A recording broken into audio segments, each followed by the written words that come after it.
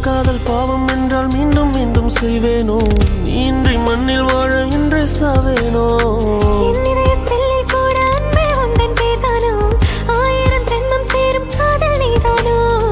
உன்முற்று காற்றினை நான் தொழுதிடவா? காதலினால் கடல் நான் அறிவேனே.